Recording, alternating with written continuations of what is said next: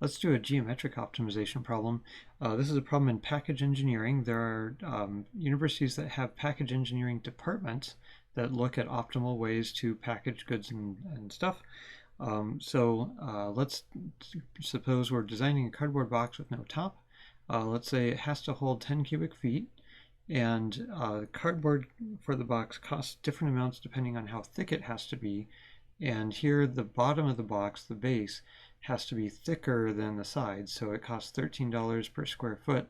That's probably more than cardboard really costs, but it's probably more like 13 cents. Let's just call it 13. And let's say it's $6 per square foot for the sides. So I have the world's best drawing of a box here, and I've already labeled the height, width, and length. So what can we say about this box? What kind of math formulas can we write? Well, you probably thought the volume equals the length times the width times the height, and that has to be equal to 10 cubic feet. And at this point, it seems like we could choose any of L, H, and W just as long as the volume is 10 cubic feet. Should I have a really tall box that has very little base height size because the base is expensive, but then I would pay a lot for the sides because I'd have a lot of area in the sides? Should I have a very short box that's very wide and long, so I'm not spending too much on the sides, but then I'd have a big base area? So let's think about what the cost is.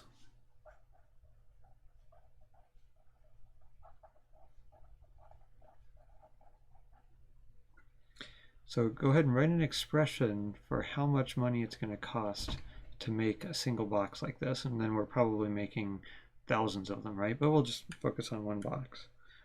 So write down a formula, right? So here's a formula we might do.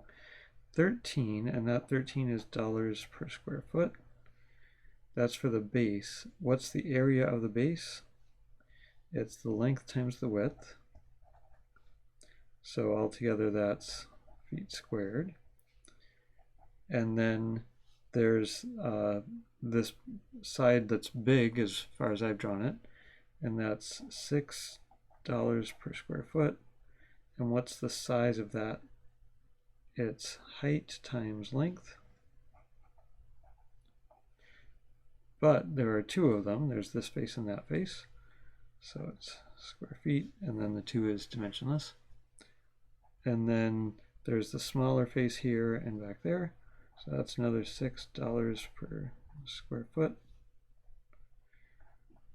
times number of square feet. What's the square feet on that? It's height times width. And then there are 2 of those.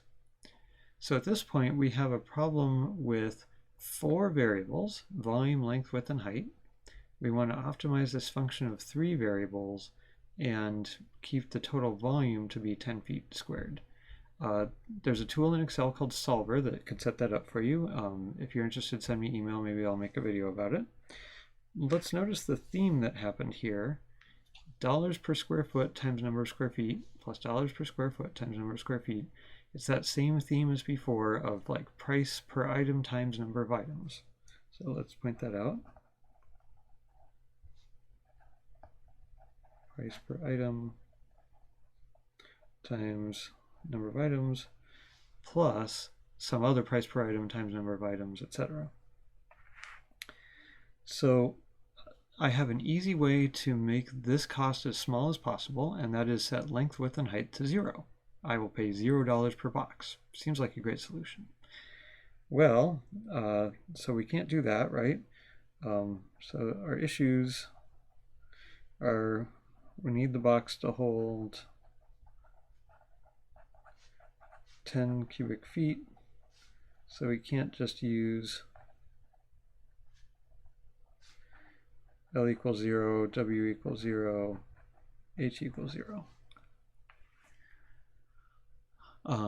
That if I set H to be small, L and W are going to have to be large or at least one of L or W is going to have to be large to hold 10 cubic feet. Or if I set L to be small, then at least one of H and W is going to have to be large. So there's a relationship between the variables here. And we have 3 variables we can decide on, but we only know how to take the derivative of one thing at a time, right? So that's another issue. So we have three seemingly independent variables. So I'm putting independent in quotes here because they aren't really independent.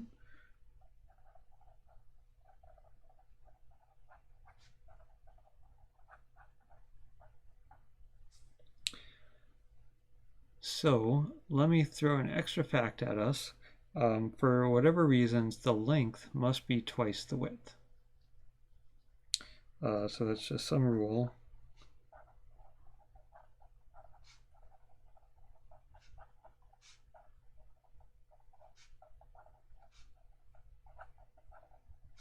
So L equals 2W. Well, hey, that saves us a little time because then I can rewrite L as 2W everywhere, and now I'm down to 2 variables. So that's handy. So my constraints,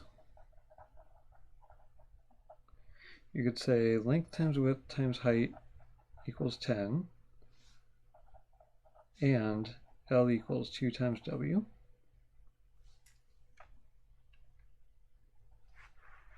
And then I can use this to substitute out L and just write 2W. So I can say, instead of L, I can say 2W times H equals 10. And then I can say, well, now if I decide on the height, then I know how wide it has to be and how long. Or if I decide on how wide it is, then I know exactly how high it has to be. So I can turn this into height equals 10 over 2W squared. So now if I let W be my independent variable, then when I get an answer, I can compute the height and I could go compute the width. Go compute the length. So now let's take this. By the way, this is called our objective function. It's our short-term objective. We want to minimize the cost to make the box. So that's our objective function.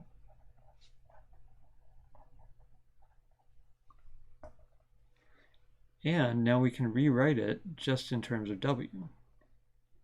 So we could say 13 times, and instead of L, we'll write 2W times W, plus 6 times, instead of H, we'll write 10 over 2W squared,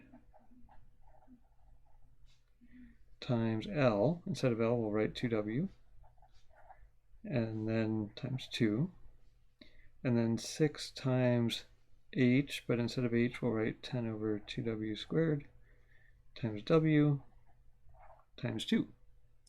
So now this is a polynomial, sort of, in W. So we could just plot this, pick the best W, and be done. That's not a bad idea. So plot it, pick the W that minimizes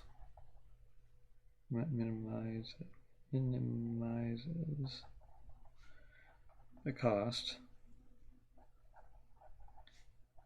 Then compute L from 2W and H from 10 over 2W squared.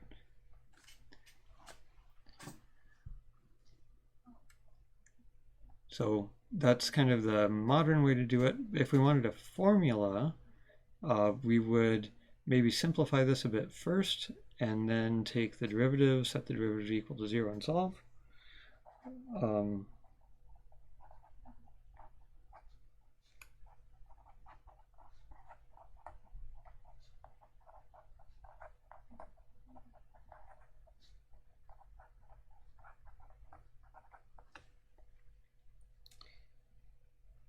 Okay, and then what would we do from there? Compute L equals 2W and H equals 10 over 2W squared. And then what should we do? Well, that might accidentally be a maximum, right? There's no guarantee that this is a function that's concave up. It might be concave down. So we would need to check that it's a max.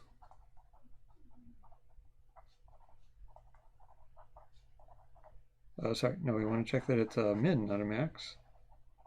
Min is good here, minimum cost. So how could you check that? You could graph it. You could also check f double prime of w. We want it to be a min, so we need the second derivative to be positive. That's the second derivative test. So if taking the derivative was fun, surely taking the second derivative and checking that it's greater than 0 at the optimal w is even more fun, or you could graph it. All right, so that's our basic geometric optimization kind of problem.